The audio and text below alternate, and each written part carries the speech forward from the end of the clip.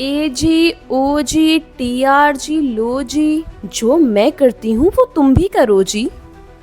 जैसा कि आप सबको पता है कि टी आर जी का केस सुप्रीम कोर्ट में चैलेंज है, लेकिन ये सब हमेशा ऐसा नहीं रहेगा। अगर आप एक रिस्क टेकर हैं तो आपके लिए ये एक बेहतरीन अपॉर्चुनिटी है, लेकिन if you are a cautious investor तो फिर मुहतात रहिए।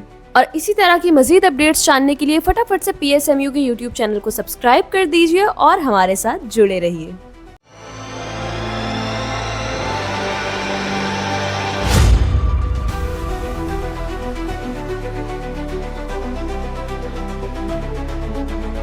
अस्सलाम वालेकुम, मैं हूं नादिया अनवर और आप देख रहे हैं पाकिस्तान शेयर मार्केट अपडेट।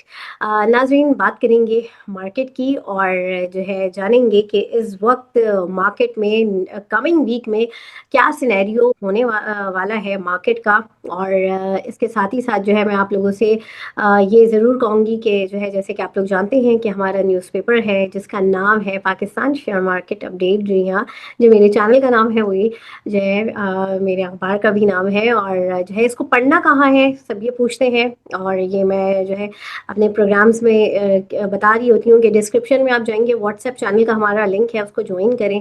और जो है वहाँ पर आपको जो है इसका वहाँ पे उस जगह पे हमारा अखबार जो है वो शेयर हो रहा होता है। और इसके अलावा हमारी वेबसाइट पे भी जाके आप अखबार पढ़ सकते हैं जो कि www.psmunews.com। और जो इसके अलावा आप लोग जो है अगर चाहते हैं इसको फिजिकली हासिल करना तो वो भी आप कर सकते हैं, ठीक है। उसका भी तरीक़ाकार है जो मैं आने वाले टाइम में आपको ज़रूर बताऊंगी। और नाज़रीन, बात करेंगे मार्केट की, जैसे कि मैंने अभी शुरू में भी कहा।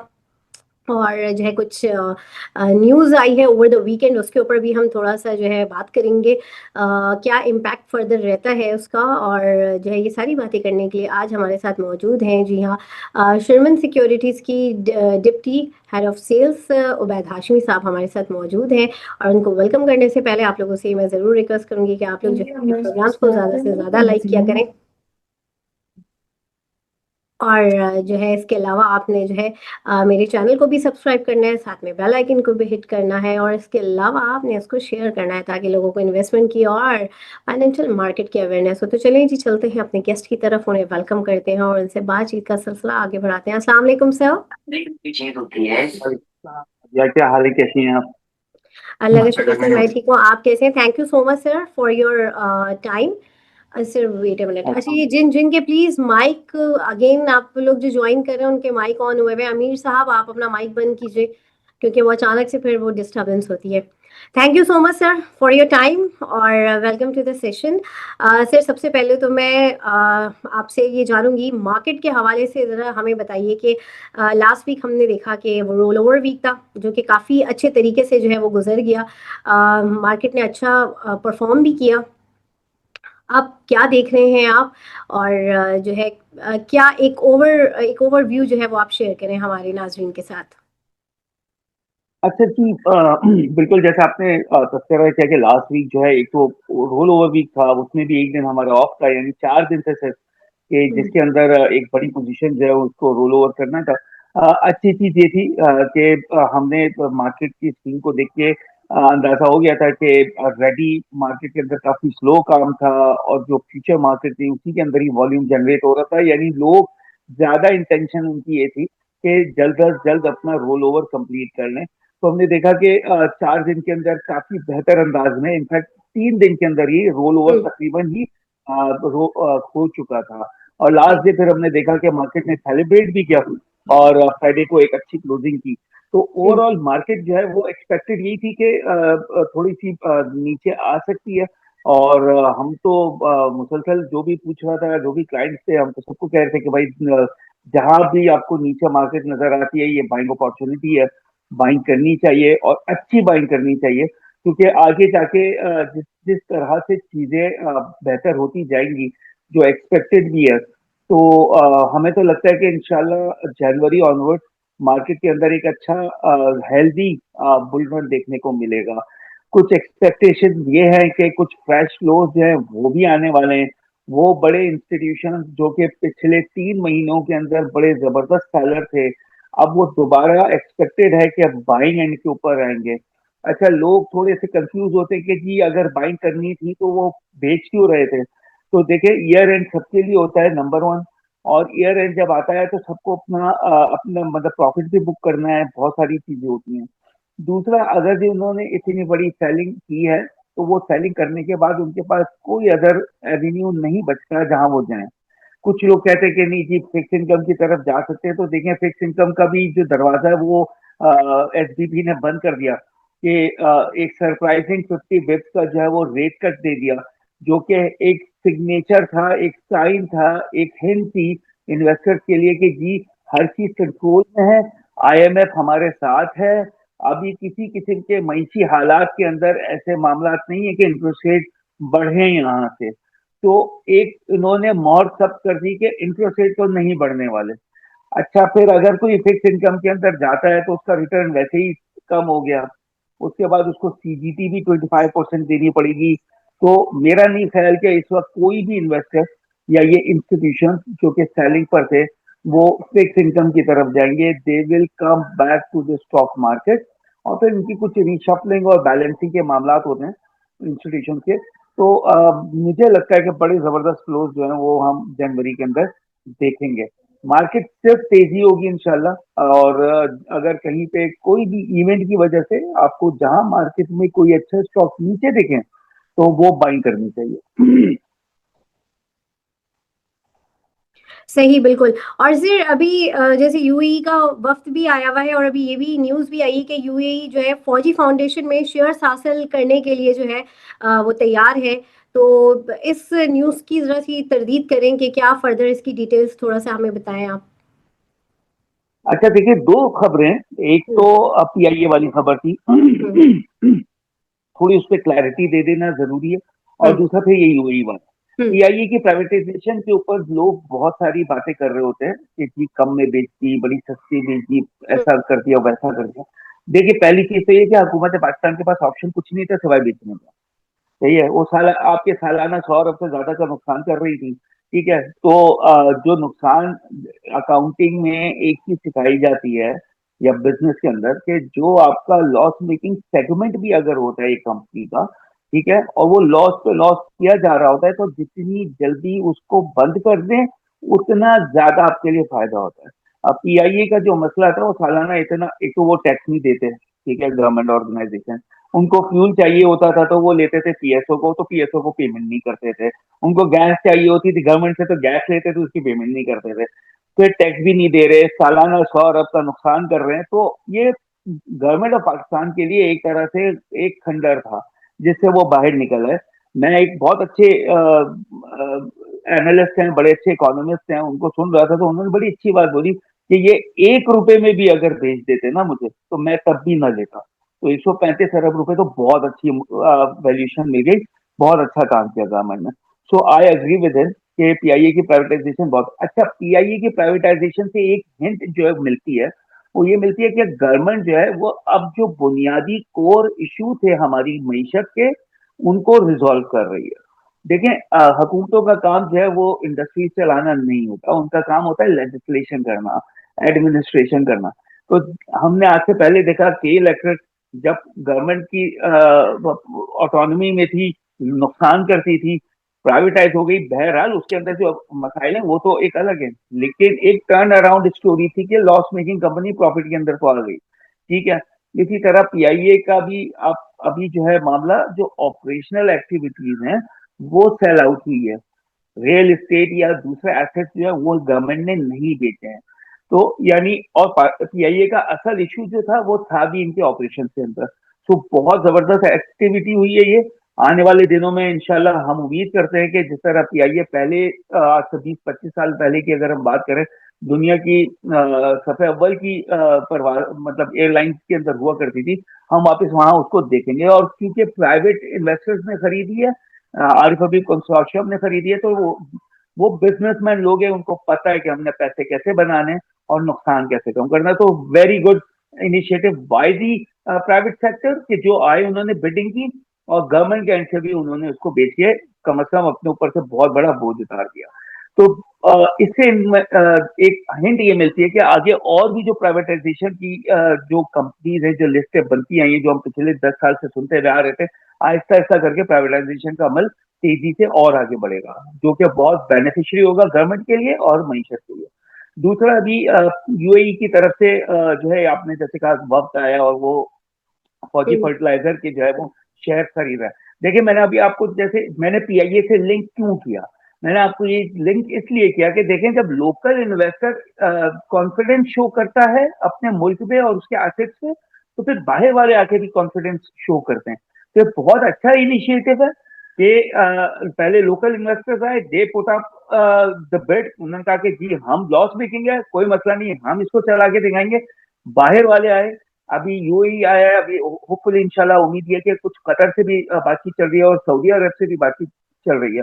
तो ये कॉन्फिडेंस है आपके मुल्क के ऊपर और आपकी मीशत के ऊपर कि जी आ, मरे नहीं है सांसें चल रही है और बेहतर कंडीशन में आहिस्ता आहिस्ता करके मजीद एफडीआई जो है वो पाकिस्तान जरूर अट्रैक्ट करने में कामयाब होगा। और अभी तो खैर सिर्फ एक स्टेटमेंट आई है फौजी फाउंडेशन से रिलेटेड के जी ये इस हम्म, तरह से जो है वो उसके शेयर खरीदेंगे। अभी इसकी और क्लैरिटी, मजीद क्या मुआहदे होने हैं, मजीद क्या डील्स होनी है, ये आना बाकी है। तो उसके बाद और मजीद क्लैरिटी आपको नजर आना शुरू हो जाएगी। और ये बहुत अच्छा साइन इसलिए है कि लोकल इन्वेस्टर्स को भी एक कॉन्फिडेंस मिलेगा कि जी खास तौर पे स्टॉक मार्केट में जो काम करते हैं, हम्म, कि जी बाहर वाले आके अगर यहाँ के लिस्टेड कंपनीज के शेयर्स ले रहे हैं या हम्म। यहाँ के बड़े बड़े मतलब उसके शेयर्स ले रहे हैं, तो इसका मतलब है कि there is something positive in our economy, कि जो सिर्फ हमें नहीं नजर आ रही है, बाहर वालों को भी दिख रही है। बिल्कुल, बिल्कुल सही बात आपने ये बहुत अच्छी पॉइंट रेज किया कि वाकई ये कॉन्फिडेंस है, जो कि जो है जाहिर सी बात है जो इनिशिएट हमारे अपने मुल्क के लोगों ने किया और इसको जो है कंप्लीट ऑब्वियसली जो बाहर के जो है इसी तरीके से जो है फॉरेनर्स भी आएंगे। जो इस वक्त कहा जा रहा है कि हमारी मार्केट में इस वक्त जो है फॉरेनर्स की बाइंग नहीं आ रही है। ये भी काफ़ी सर ये भी एक बड़ा सवाल है, तो थोड़ा सा इसके हवाले से भी मैं चाहूंगी कि आप बताएं। देखिए, ये ब्लेसिंग इन डिस्गाइज है, ठीक है। हमारी मार्केट के अंदर फॉरेनर नहीं है, इसलिए हमारी मार्केट स्टेबल है। अगर हमारी मार्केट के अंदर फॉरेनर की बड़ी इन्वेस्टमेंट होती तो शायद आज मार्केट के अंदर जो हमारे ये खिलखिलाते चेहरे हैं वो नजर नहीं आने थे। देखिए, इंटरनेशनल जो इन्वेस्टर, आप इसको अगर आपको जज करना है, आप पड़ोस में हमारे भारत है, ठीक है। आप भारत का जो स्टॉक मार्केट है, सिर्फ स्टॉक मार्केट नहीं, उनकी मईशत की बात कर रहा हूँ। आप उसको अगर थोड़ा सा देखना शुरू करें, तो वहां पे उनका इंडियन रुपी जो है वो डिवैल्यूएशन की तरफ जा रहा है। वहां से बहुत बड़ा एक जो है चंक है घोड़े का, वो निकला है। वो पुल आउट कर रहे थे investment from India for some very valid reason. अभी बैंक ऑफ जापान ने इंटरेस्ट रेट बढ़ाया, तो सब लोग ये कहते हैं कि जी पूरी दुनिया में एक भूचाल आ जाएगा, ये हो जाएगा। तो my view was this is very beneficial for our country, क्योंकि हमने देखा कि जी कमोडिटी मार्केट हो, चाहे क्रिप्टो हो, चाहे दुनिया भर की स्टॉक मार्केट हो, सबके ऊपर प्रेशर आया, क्योंकि दुनिया जो है वो युआन में जापान से लोन उठाती थी और उसको कन्वर्ट करके यूएसडी में फिर दुनिया भर के अंदर इन्वेस्टमेंट करते थे। अब दुनिया भर में जब इन्वेस्टमेंट करते थे और युआन में जब वो इंटरेस्ट रेट पे मतलब क्योंकि बहुत ही मिनिमम इंटरेस्ट रेट होता है उनका, तो उनका स्प्रेड कम हो गया। अब जो इन्वेस्टर्स जिन्होंने जापान से लोन लेके दुनिया में इन्वेस्ट किया था, वो सारे वहां दुनिया में बेच के वापस जापान को पैसे वापस करेंगे। पाकिस्तान में चूंकि इन्वेस्टर थे ही नहीं बाहर के, तो हमारे यहाँ कोई सेलिंग प्रेशर घोड़े का कदर नहीं था ही नहीं। एक्चुअली हमारे यहाँ कोई सेलिंग वो नहीं था। फिर प्लस ये कि कमोडिटी मार्केट नीचे जाने की वजह से आप, हम चूंकि ऑयल के सबसे बड़े इंपोर्टर है, जितना ऑयल नीचे जाएगा उतना हमारे लिए अच्छा होगा। वीट नीचे जाएगा हमारे लिए अच्छा होगा, कॉपर नीचे जाएगा हमारे लिए अच्छा होगा। मतलब आप ये नेम इट, सारी कमोडिटी। तो हमारे लिए तो बहुत ही बेनिफिशियल था कि बैंक ऑफ जापान ने इंटरेस्ट रेट बढ़ा दिया और दुनिया भर में प्रेशर आ जाए। हमें तो इस वक्त सिचुएशन ये है कि दुनिया में जो चीज नेगेटिव है ना, वो हमारे लिए पॉजिटिव है। तो this is the situation of Pakistan. तो अच्छा था कि गोरा हमारे पास इन्वेस्टेड नहीं था इतना। और सही। किसी को अगर थोड़ा सा स्टडी करनी है, वो 2016 और 17 को जाके पढ़े, तो पता चलेगा कि जब गोरा बिकने के लिए आया था तो फिर वहां से 53,300 का जो हाई बनाया था मार्केट में 2017 में गालिबन, तो उसके बाद मार्केट के अंदर सिर्फ मंदी ही रही थी, फिर तेजी करने की हिम्मत नहीं हो सकी थी। तो उस वक्त हैवीली इन्वेस्टेड था गोरा पाकिस्तानी मार्केट में। अभी तो गोरा आया ही नहीं है पाकिस्तानी मार्केट में हाँ, बाइंग एज अ बायर। अगर वो आता है तो वो तो फिर आप सोचे कि आपकी मार्केट के अंदर कितना बड़ा इन्फ्लो होगा। जबरदस्त है ये वाला, ये जो पॉइंट आपने बताया ये इससे पहले जो है क्लियर नहीं था, क्योंकि अक्सर लोग यही कहते थे कि गोरों की बाइंग नहीं आ रही है बिल्कुल। और अभी भी ये बात चल रही थी। चलिए, आप इसी के साथ जो है हमारे साथ पार्टिसिपेंट्स भी मौजूद है, वो भी वेट कर रहे हैं अपने क्वेश्चंस का। जी मोहम्मद जीशान, अपना सवाल कीजिए।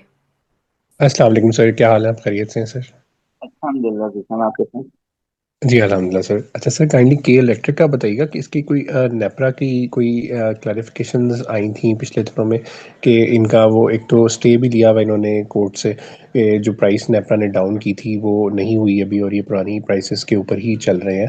तो काइंडली इसमें कोई अप्रिसिएशन एक्सपेक्टेड है कमिंग वीक और सो में और इन अ कमिंग मंथ जनवरी में? काइंडली थोड़ा सा के इलेक्ट्रिक का व्यू बाइंग लेवल बता दीजिएगा और इसका कोई मिनिमम बेयर मिनिमम टारगेट भी बताइएगा। Thank you sir. You welcome. अच्छा देखिए जिशान, अब पहली चीज तो ये समझ लीजिए अभी इन्होंने स्टे लिया हुआ है, ठीक है। स्टे लिया हुआ है कोर्ट से। ऐसा नहीं हुआ कि नेफ्रा हार गया है केस या के इलेक्शन जीत गया, ठीक है। तो जब तक इसकी क्लैरिटी नहीं होगी तब तक इसके अंदर एक पोटेंशियल तेजी तो मैं एक्सपेक्ट नहीं करता, ठीक है। नंबर दो ये कि अगर इस देश के ऊपर कोई स्पेकुलेशन होती है और बढ़ जाएगा तो अगेन मेरे ख्याल से वही 8 रुपए और 8.5 रुपए का इसका टेक्निकल रेजिस्टेंस है, ठीक है। अगर ये वहां जाता है तो लाजमी इसमें से उतर जाना चाहिए। और बाइंग के लिए तो के इलेक्ट्रिक के अंदर मेरे ख्याल से 5.25 रुपए से ऊपर अगर कोई प्रेशर आए के इलेक्ट्रिक में और वहां पे मिले तो बाइंग बनती है। मैं इसलिए कॉन्फिडेंट नहीं हूँ के इलेक्ट्रिक में क्योंकि लास्ट टाइम अगर आपको याद हो 8 रुपए 65 पैसे या 67 पैसे से ये वापस नीचे आया है। तो एक लेटर आया था और अपर कैसे ऑलमोस्ट लोअर लॉक की तरफ आ गया था ये स्टॉक। तो स्पेकुलेशन थोड़ी ज्यादा होती है, सेफ प्ले कीजिएगा। और बाइंग मैंने आपको रेंज बता दी, अगर वहां पर मिलता है तो ठीक है। और अगर आपके पास ऑलरेडी होल्डिंग में तो 7.5 8 रुपए के पास जाए तो थोड़ी थोड़ी पोजीशन ऑफलोड कर दीजिएगा जी थैंक जब यू तक ये सर। क्लैरिटी। बहुत शुक्रिया। जी रिजवान अहमद, अपना सवाल कीजिए। जी अस्सलाम वालेकुम उबैद साहब। वालेकुम। मैंने पूछना असल में दो शेयर्स में मैं फंसा हुआ हूँ, स्टील सेक्टर का आगा स्टील और ईपीसीएल एंग्रो पॉलीमर। अभी कंस्ट्रक्शन की एक्टिविटी चूंकि मुल्क में अभी तक सही तरीके से स्टार्ट नहीं हो पाई या नहीं हो रही, तो शायद इस वजह से ये नीचे हैं। तो इनके क्या एक्सपेक्टेशंस हैं आपके ख्याल में? अच्छा देखिए ईपीसीएल तो अभी 28 30 रुपए से रैली करते हुए तकरीबन 38 39 रुपए तो हुआ था। तो मेरे ख्याल से आपका रेट तो आ जाना चाहिए क्योंकि काफी सालों से ये इसी रेंज के अंदर ही है। तो देखें ईपीसीएल का अगेन कमोडिटीज के ऊपर है, जब वहां पे कुछ हिलजुल होगी तो यहाँ पे मामला होंगे। जैसे आपने देखा था कोविड के टाइम पे कि इसका रेट तो 100 रुपए से ऊपर चला गया था। तो अभी तो फिलहाल इसके लिए फेवरेबल पोजीशन बिल्कुल भी नजर नहीं आती है। और आगा स्टील का देखें, स्टील का जैसे आपने खुद इस चीज को एड्रेस किया है कि कंस्ट्रक्शन एक्टिविटी इस वक्त पाकिस्तान में है नहीं। और जब तक कंस्ट्रक्शन एक्टिविटी नहीं होगी तब तक कुछ खातिर ख्वाह तेजी नजर नहीं आती। मैं सजेस्ट करूंगा कि थोड़ा सा ना स्टॉक को स्विच कर लें। आगा से बेहतर जो है मैं आपसे कहूंगा कि आप थोड़ा आयशा स्टील की तरफ देख लें। तकरीबन थोड़ा बहुत ही फर्क है लेकिन ये कि आगा के अंदर जो है वो काफी मसले मसाइल हैं, इसके प्लांट के भी इश्यूज हैं। तो मेरे ख्याल से आप आगा से स्विच करके आयशा स्टील की तरफ जा सकते हैं, वो ज्यादा बेहतर है। शुक्रिया जी, थैंक यू वेरी मच। जी जी मोहम्मद उसामा, अपना सवाल कीजिए। अस्सलाम वालेकुम सर। वालेकुम सलाम। सर मेरा सवाल ये था कि जो भी फौजी फाउंडेशन के शेयर परचेज की न्यूज़ आई है, तो इसमें आपको लगता है कि कोई फौजी फाउंडेशन के शेयर्स में कोई अपसाइड आ सकती है? एंड सेकेंडली, निशात चुनिया निशान मिली में कितनी अपसाइड आपको लगती है फर्दर यहाँ से? अच्छा देखिए, आपने पहला सवाल किया फौजी फाउंडेशन, तो फौजी फाउंडेशन एक्चुअली लिस्टेड नहीं है। फौजी फाउंडेशन के अंदर जो कंपनीज है, जो फौजी फर्टिलाइजर है, फौजी फूड्स है, ये लिस्टेड कंपनीज है। तो डेफिनेटली एक बहुत बड़ा बाइंग इंटरेस्ट अगर आ रहा है, वो भी फॉरनर की तरफ से आ रहा है, तो कल हमें एक अच्छी रैली नजर आ सकती है फौजी ग्रुप के अंदर as a whole, stock market के अंदर। तो हम तो वैसे भी चाहे फौजी फूड हो या चाहे फौजी फर्टिलाइजर हो, बहुत ज्यादा पसंद है, बहुत तेजी लगती है इन दोनों स्टॉक के अंदर। एफएफसी लोगों को थोड़ा सा महंगा लगता है, लेकिन 450 रुपए पे भी महंगा लगता था। आज 550 पे भी महंगा लग रहा है, तो 650 पे भी महंगा ही लगेगा, और ये हो जाएगा इंशाल्लाह। तो मेरे ख्याल से तो बहुत अच्छा स्टॉक है, और अच्छा जो है ना इसके अंदर आपको अपसाइड नजर आएगा। और दूसरा आपने कौन से स्टॉक की बात की थी? सर निषाद चुनिया, निषाद मिल। अच्छा देखिए, निषाद चिनिया से ज्यादा बेहतर मुझे निषाद मिल्स लगता है। एक तो बहुत स्ट्रांग इसका जो है वो पोर्टफोलियो है, और अभी लोगों ने निषाद पावर और निषाद चिनिया पावर के अंदर काफी अच्छा गेन किया है, क्योंकि वो जो गाड़ी लेकर आ रहे हैं जैको का SUV, which is very good car. तो हमने तो जो भी हमसे पूछता था, हम कहते थे कि भाई निषाद पावर या निषाद चिनिया पावर अगर मिस हो गया तो take a ride on Nishat mills. तो निषाद मिल्स बहुत अच्छा है। मेरा टारगेट है कि निषाद मिल्स 200 से 250 रुपए इंशाल्लाह जल्द हो जाएगा। तो वेरी गुड स्टॉक। निषाद चिनिया में थोड़ा सा मसला है, सही है, क्योंकि अर्निंग नहीं आ रही है उस हिसाब से, तो वो ठीक है, लेकिन ये कि निषाद मिल्स तो बहुत अच्छा स्टॉक है। ठीक है सर, बहुत थैंक यू सो शुक्रिया। Much, thank you sir. जी मोहम्मद सलीम, जो अपना सवाल कीजिए। सर सुई गैस का पूछना था, अस्सलाम एसएसजीसी जो है वालेकुम। ना, तो वो अस्सलाम वालेकुम, 38 सलीम बात कर रहा हूँ। की बाइंग। जी प्लीज बीच में माइक ऑन करके ना सवाल करें, प्लीज डिस्टर्ब होता है। जी मोहम्मद सलीम, जी अपना तो सवाल 38। मैं बाद में सवाल कर लूंगा, इन भाई को कर लेने दे प्लीज, कोई बात नहीं। चलिए चलिए सवाल कीजिए जी। जी सर, 38.5 पे बाइंग है सुई गैस की, तो उसके बारे में आप क्या देखते हैं? इस लेवल पे बाय किया हुआ है, तो आप क्या इसमें सजेस्ट करेंगे? दोस्त मैं सजेस्ट करूंगा कि नीचे आया है तो थोड़ा सा एवरेज कर ले। स्टॉक बुरा नहीं है, लोगों की एक्सपेक्टेशन थोड़ी सी ज्यादा थी इसमें अर्निंग की, उस हिसाब से अर्निंग नहीं आई तो पिटाई लग गई है। तो इसको एवरेज कर सकते हैं, कोई बड़ा मसला नहीं है। इंशाल्लाह थोड़ा सा होल्डिंग शायद करनी पड़ जाए आपको, 15-20 दिन या महीना, मेरे ख्याल से रेट वापस आ जाएगा, क्योंकि मार्केट सर का सेंटिमेंट भी थोड़ा सा बेहतर ही होगा। सर अभी ना फिलहाल जो एवरेज मेरी प्राइस अभी मौजूद वक्त पे है वो 38.5 है, तो इसे एवरेज ला के कितना कहाँ तक एवरेज कर लूँ सर? ये तो देखिए आपके पास कितना फंड अवेलेबल है, कितने शेयर्स ऑलरेडी हैं, ये नहीं तो सर, उसके हिसाब से आइडियली आइडियली कितना होगा, आप उतना बताएं, वहां तक कर लेंगे। आइडियली क्या आप समझते हैं एवरेज प्राइस? 35-36 रुपए की आपकी जो अगर हो जाएगी एवरेज, तो उससे ये फायदा होगा आपको कि जब ये रेट इसका बढ़ेगा, ठीक है, जी तो आपको गेन जल्दी हो जाएगा। नहीं तो आपको इंतजार करना पड़ेगा कि पहले ये 38 रुपए हो जाए तो मैं ब्रेक इवन आऊंगा, 40 पे जाएगा तो मैं प्रॉफिट पे आऊंगा। तो कोई मसला नहीं है, अपने लो के ऊपर ट्रेड कर रहे हैं, तो आप यहाँ पे बाइंग कर सकते हैं। जी, ये सर जवाद सिकंदर है, उन्होंने दिलाया था, अभी वो पिछले 2 हफ्ते से आ नहीं रहे, तो मैम से थोड़ी रिक्वेस्ट है कि हो सके तो उन्हें बुलाएं, क्योंकि उन्होंने नहीं सजेस्ट किया था ये 40 पे, और कहा था इससे नीचे नहीं जाएगा। इसको देखिए, इसका स्टांस वैसे भी लॉन्ग टर्म है, ठीक है, आप इसको होल्ड करके रखें, ठीक है। बहुत शुक्रिया फहद आपका। जी मोहम्मद सलीम, अपना सवाल कीजिए। अस्सलाम वालेकुम। मेरी अस्करी जी जनरल वाले, इंश्योरेंस कंपनी की बाइंग है 40 पे, तकरीबन 2 रुपए पर शेयर लॉस हो रहा है अभी। तो क्या मैं इसको ऑफलोड कर दूं या कैरी करूं, प्लीज गाइड कीजिएगा। अच्छा ये आप मुझे बताइएगा, ये आपने ट्रेडिंग के लिए लिया था या थोड़ा इन्वेस्टमेंट पॉइंट ऑफ व्यू से लिया था? जी मैंने लिया तो ट्रेडिंग के लिए था, लेकिन अब तो इन्वेस्टमेंट में कन्वर्ट हो चुका है। तो देखिए आपने ट्रेडिंग के लिए बहुत खराब स्टॉक जो है ना उसको वो सॉरी पिक किया था, जबकि ये एक इन्वेस्टमेंट स्टॉक है, बहुत जबरदस्त स्टॉक है, ठीक है। तो अगर आपको ट्रेडिंग के पैसे आपके फंस गए हैं, तो फिर तो मैं आपको कहूंगा कि इसको बेचें, 2 रुपए का नुकसान कुछ नहीं होता, ठीक है। वो 2 रुपए कमाना आसान है, आपको दूसरे स्टॉक से 2 रुपए आप कमा लोगे। लेकिन ये कि आप इंतजार करेंगे कि नहीं जी मैं नुकसान में नहीं बेच सकता, तो फिर इसको आप लॉन्ग टर्म अपने पोर्टफोलियो के अंदर ऐड कर दें, तो बुरा नहीं है, बहुत अच्छा स्टॉक है।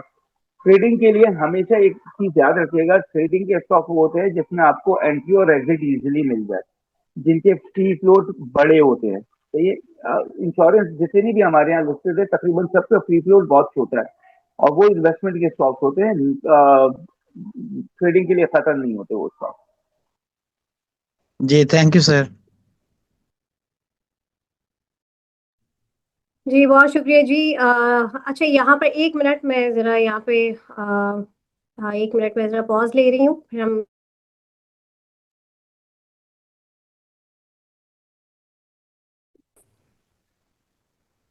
जी आबिद अली अपना सवाल कीजिए। हाँ अस्सलाम वालेकुम हाशिम साहब।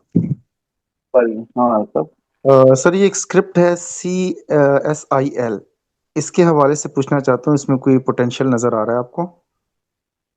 I am extremely sorry, file के अंदर मेरा कोई व्यू नहीं है, और ना मैंने इसके अंदर कोई काम किया। Okay thank you. बहुत शुक्रिया जी। अमीर साहब अपना सवाल कीजिए।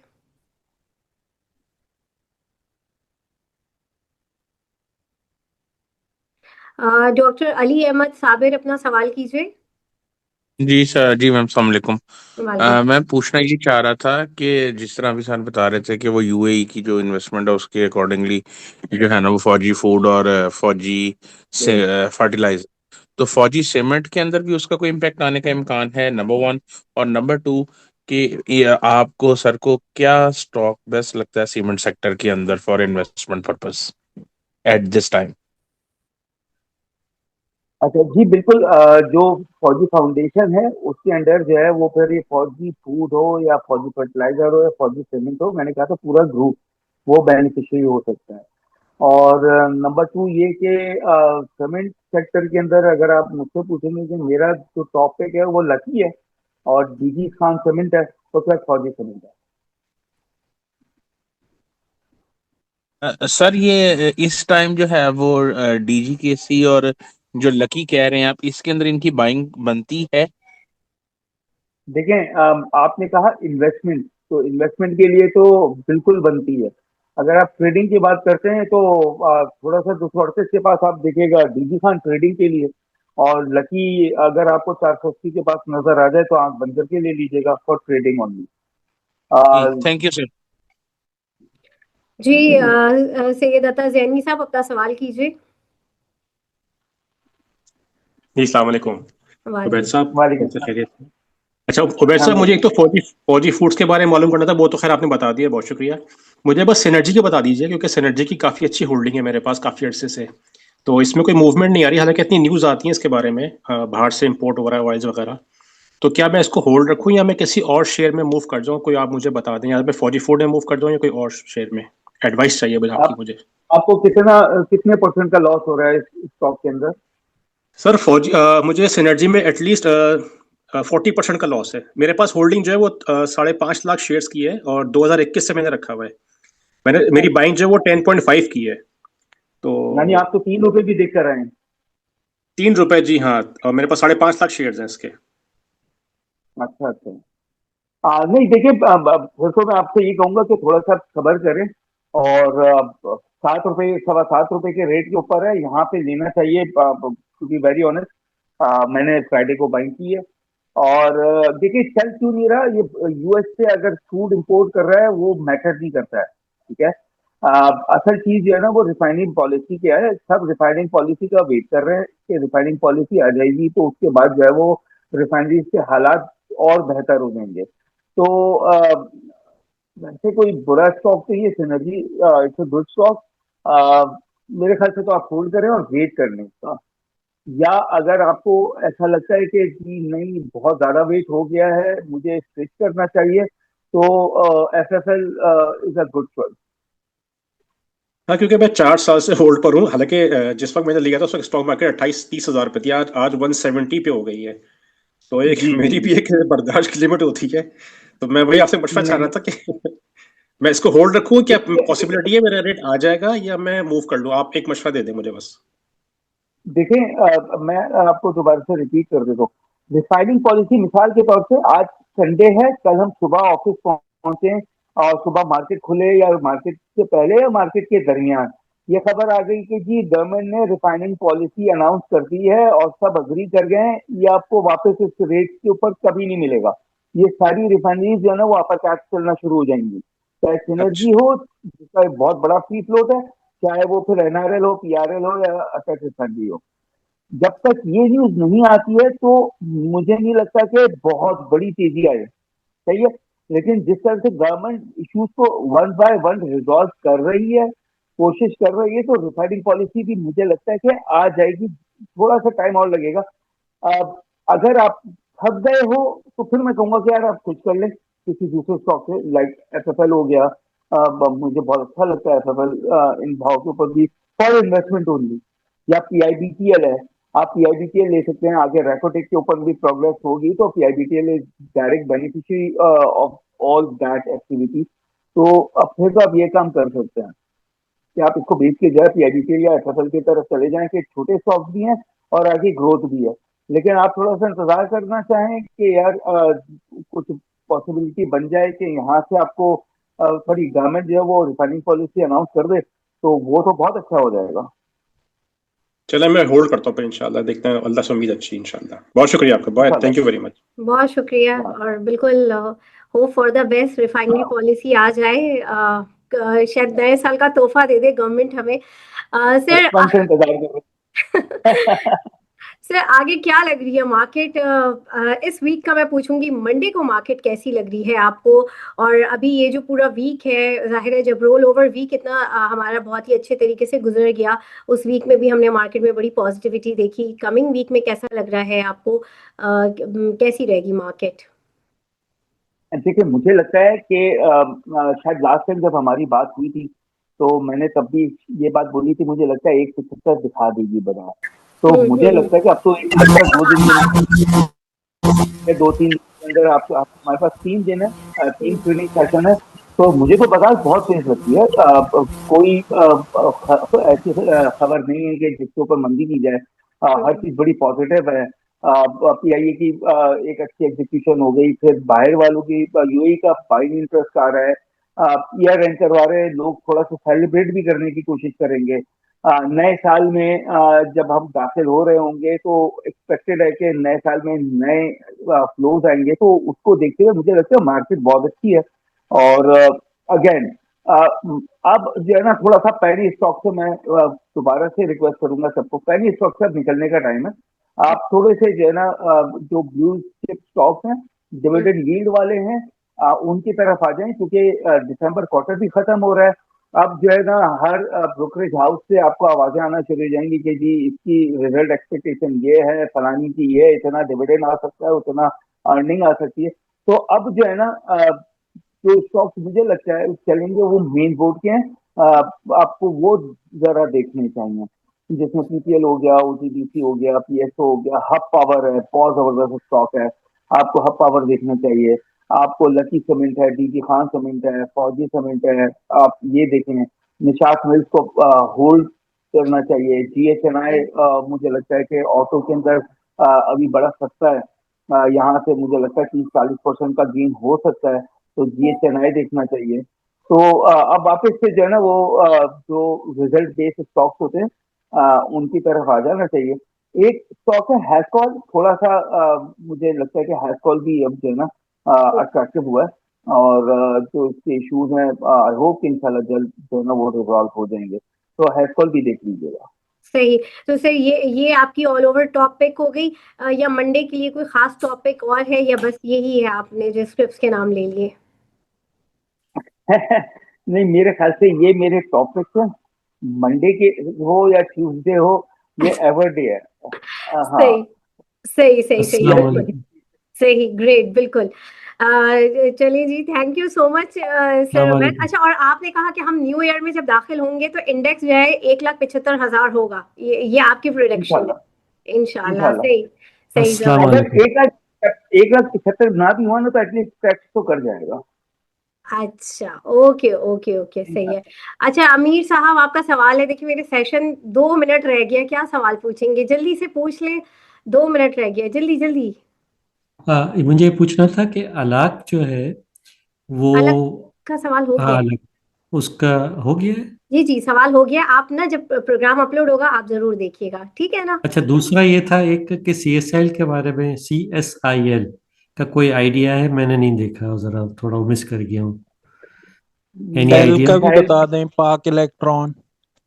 पाक इलेक्ट्रॉन बहुत अच्छा है, खरीदना चाहिए। CSIL का प्लीज सर बता दें। सर CSIL में मेरा व्यू कुछ नहीं है, बहुत मात्रा। अच्छा सर सिस्टम लिमिटेड को बता दीजिएगा। टाइम बिल्कुल system is a very good stock for investment.